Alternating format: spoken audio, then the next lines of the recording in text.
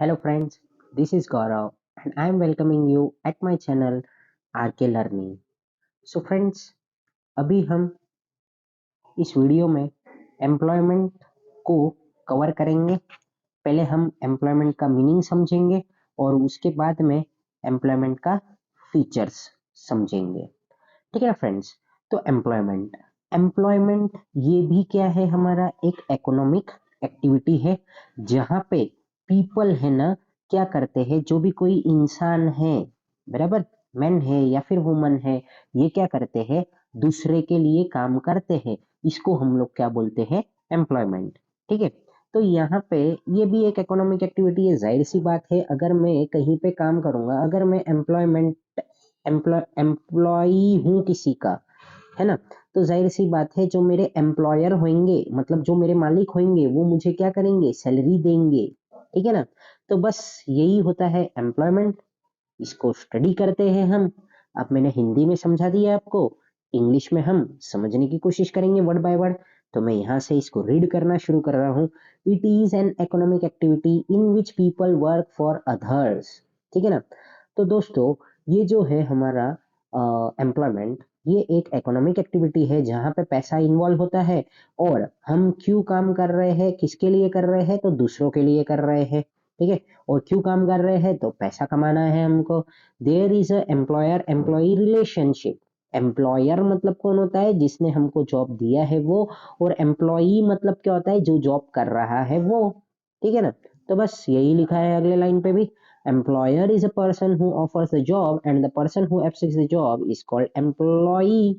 Employer मतलब क्या होता है, जिसने हमको जॉब दिया है वो। और एम्प्लॉई मतलब जो काम कर रहा है वो। Remuneration and terms and condition are agreed by both of them.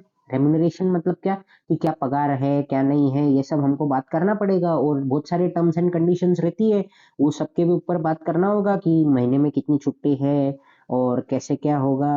वो पहले ही बता देते हैं हम लोगों को कि क्या बोलते हैं उसको, कि जो ड्यू डेट्स रहेंगे या फिर कुछ जब ज़्यादा वर्कलोड रहेगा तो आपको एक्स्ट्रा टाइम ओवर टाइम बैठना होगा, तो उसका क्या है, क्या क्राइटेरिया रहेगा, कैसे तुमको सैलरी मिलेगा, है ना। तो एक्स्ट्रा टाइम का बोनस वगैरह कुछ मिलेगा क्या, कुछ पैसे मिलेंगे क्या एक्स्ट्रा हावर्स के। ठीक है, दिवाली का बोनस क्या है, तो ये टर्म्स एंड कंडीशंस पूरे बता दिए जाएंगे आपको जब आप जॉब शुरू करोगे तब। ठीक है ना? तो बस आगे चलते हैं हम लोग। फीचर्स। तो फीचर क्या है इसका, देखते हैं। Aim, the main aim is to earn money for meeting needs of the employees and employers. यहाँ पे हमारा मेन एम क्या है दोस्तों, तो हमको क्या करना है, अर्न, पैसे कमाना है, for meeting needs of employees and employers. जाहिर सी बात है, हम क्या करेंगे, दोनों का भी मेन एम यही रहेगा, एम्प्लॉयर और एम्प्लॉय का, कि इनको क्या करना है भाई, पैसे कमाने हैं। Qualification, each job requires. अब देखो, अब अगर आप कोई जॉब पे जा रहे हो, समझो वहां पे पोस्ट है किसी बैंक में या फिर कोई ऑफिस है जहाँ पे पोस्ट है किस चीज का, अकाउंट्स के इसमें एक अकाउंटेंट का पोस्ट है। तो जाहिर सी बात है वो आपके क्वालिफिकेशन को देखेंगे, बराबर।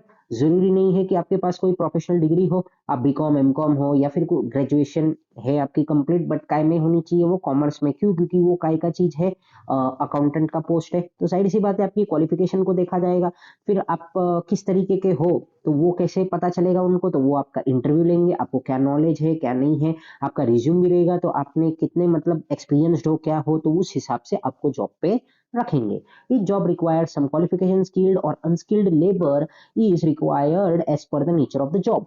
अब देखो, जहाँ पे स्किल्ड, अब जैसे अगर कोई ऑफिस है तो वहां पे अकाउंटेंट है, तो अकाउंटेंट जो है उसको कैसा होना चाहिए वो, तो वो स्किल्ड होना चाहिए, उसके पास में वो स्किल होनी चाहिए, उसके पास वो कला होनी चाहिए जहां से वो अकाउंट्स के काम को कर सके, बराबर ना।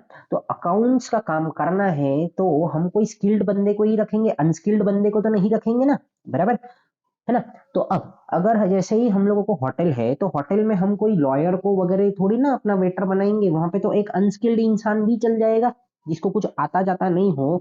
खाली उसको बता देंगे कि भाई ये ग्लास है, ये ऐसा करना है वैसा करना है, यहाँ पे कपड़ा मारना है टेबल पे, ये तो वो कर सकता है कोई भी इंसान। ठीक है ना? तो वो हो जाते हैं अनस्किल्ड।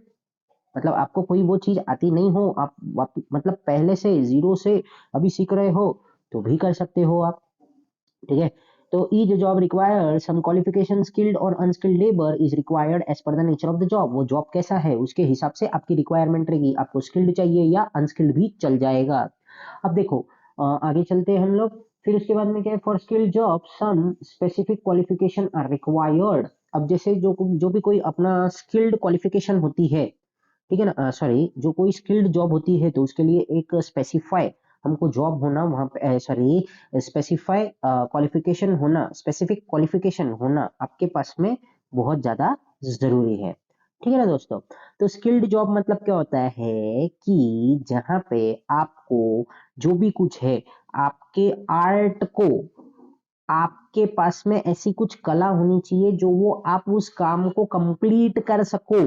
ठीक है ना, तो उसको हम लोग बोलते हैं स्किल्ड जॉब। तो स्किल्ड जॉब मिलती कब है, जब आपके पास में कोई प्रॉपर क्वालिफिकेशन होता है तभी मिलती है दोस्तों।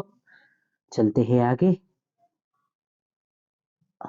Example, job of a nurse but no specific qualification for unskilled job is necessary. Example, office boy. अब देखो, जैसे अगर कोई नर्स है, तो नर्स है तो उन्होंने प्रॉपर डिग्री ली होगी या फिर उसकी स्टडी की होगी। हाँ, नर्स के भी कोर्सेज होते हैं, तो वो कोर्स अगर उन्होंने किया होगा तभी वो नर्स एलिजिबल है कि वो नर्स बन सके। ठीक है। बट ऑफिस बॉय के लिए तो कोई क्वालिफिकेशन नहीं होता है, ये कोई कॉलेज पढ़ाता नहीं है कि किस तरीके से आपको फाइल उठाना है, किस तरीके से आपको क्या बोलते हैं टेबल पे चाय रखना है आपके बॉस के सामने। ठीक है ना, तो ये सब तो आपको कोई सिखाता नहीं है, ये आपको खुद से ही सीखना पड़ता है, और किस तरीके से आपको बात करना है एंड ऑल। ठीक है ना, बात करना एक बार के लिए कोई सिखा सकता है, बट ऑफिस बॉय का कोई कोर्स नहीं होता है दोस्तों। ठीक है ना, तो वो एक हमारा अनस्किल्ड जॉब हो चुका है। अब मॉनेटरी रिटर्न, मॉनेटरी रिटर्न तो क्या होएगा भाई, जैसे हम काम करेंगे, हम काम कोई भी करते हैं तो हम क्या करते हैं भाई, पैसे मांगते हैं। तो जैसे जो भी एम्प्लॉयमेंट में है तो जाहिर सी बात है वो सैलरी मांगेगा। अगर वो ऑफिस में काम कर रहे हैं तो सैलरी मांगेंगे बेचारे, और अगर वो लोग फैक्ट्री में काम कर रहे हैं तो वो लोग मांगेंगे वेजेस। ठीक है ना, तो जो भी कोई लेबर लोग होते हैं वो लोग क्या करते हैं, कभी भी क्या उनको जो पैसे देते हैं उसको हम लोग बोलते हैं वेजेस, ये हमारे अकाउंट्स में भी आता है। ये सब चीजों को आपको बहुत ध्यान से समझना होगा, वेजेस क्या होता है, सैलरीज क्या होती है। ठीक है ना, तो ये मैं अकाउंट्स के वीडियो में तो बताता ही हूँ आपको, और ये लाइफ टाइम आपको याद रखना है ये सब चीज। चलते हैं आगे। वेजेस और salaries is given as a financial return to employ after completion of work. इनको ये पैसे मिल जाएंगे जब ये पूरा काम कर देंगे तब। Wages are decided in advance before appointment. जाहिर सी बात है, जैसे हम लोगों ने सैलरी तय किया था वैसे वेजेस भी तय करेंगे ही। ठीक है, वेजेस आर पेड डेली और वीकली।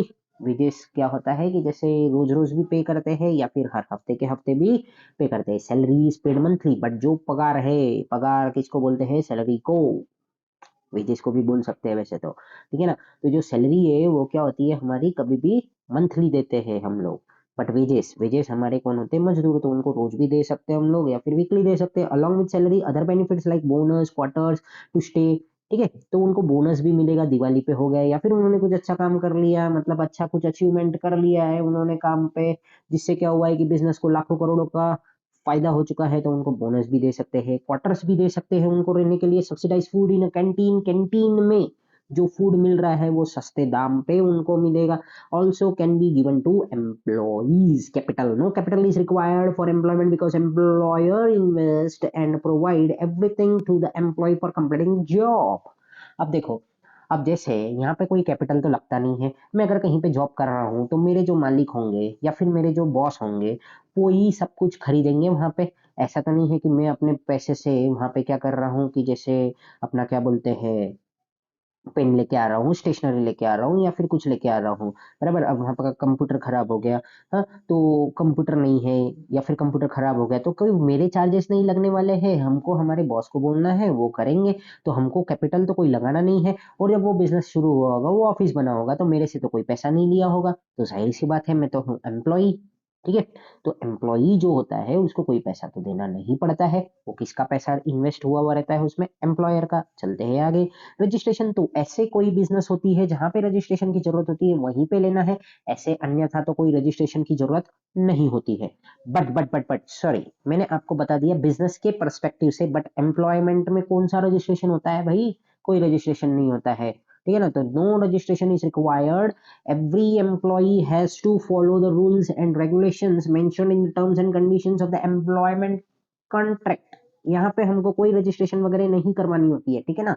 नॉन ट्रांसफरेबिलिटी, मतलब ये जो तुम्हारा जॉब है ये तुम ट्रांसफर नहीं कर सकते हैं, ठीक है ना। Employment can not be transfer from one person to another. Example, if teacher retires then he can not transfer his job to his son और डॉटर। अगर कोई टीचर है, वो बेचारे रिटायर हो गए, तो अब उनके वो जॉब को कोई अपने बच्चों को नहीं ट्रांसफर कर सकते हैं, ठीक है ना। चलते हैं आगे। Nature of work. अब ये वर्क कैसे हो सकता है, तो ये आपका वर्क कैसे भी हो सकता है, स्किल्ड हो सकता है, सेमी स्किल्ड हो सकता है, या फिर अनस्किल्ड हो सकता है। तो every employ is expected to complete the work which is given to him. The nature of job decides the nature of work. अब देखो, यहाँ पे बहुत से तुम्हारे जो टेक्स्ट बुक रहेंगे ना, तो उनका जो मतलब सोचने का पर्सपेक्टिव है या फिर जो है, वो जो लिखेंगे जरूरी नहीं है वही मैं बोलूंगा। मैं जो बोलता हूँ वो कोई एक्स्ट्रा चीज होती है, जो क्या है कि अगर आपके दिमाग में रहेगा तो आप वो भी वहां पे एग्जाम में पुट करके आएंगे तो वो रॉन्ग नहीं मिलने वाला है, ठीक है ना। क्योंकि ये जो टेक्स्ट बुक है यहाँ पे तो इनको शॉर्ट में आपको समझाना होता है, तो ये हर एक बातों को तो नहीं लिख सकते हैं, ठीक है ना। तो नेचर ऑफ वर्क कैसे होएगा, तो every employ is expected to complete the work. हर एक एम्प्लॉय को क्या करना होगा, बेचारे को काम तो पूरा करना होगा, काम पूरा करेगा तभी तो वो जॉब पे टिका रहेगा, बराबर ना। तो उसका क्या होएगा, लेवल भी बढ़ते जाएगा, ठीक है ना। प्रमोशंस मिलते जाएंगे उसको टाइम टू टाइम। तो उसको कंप्लीट करना है अपने काम को, which is given to him, जो उसको काम दिया गया है वो उसको करना है। The nature of job decides the nature of work. किस तरीके का तुम काम कर रहे हो, वहीं से पता चलता है कि ये क्या नेचर होगा इस वर्क का। सो फ्रेंड्स, आई होप कि आपको ये जो एम्प्लॉयमेंट टॉपिक था बहुत अच्छे से समझा होगा। एक बार क्विक रिवीजन कर लेते हैं हम लोग, बहुत फटाक से करते हैं इसको।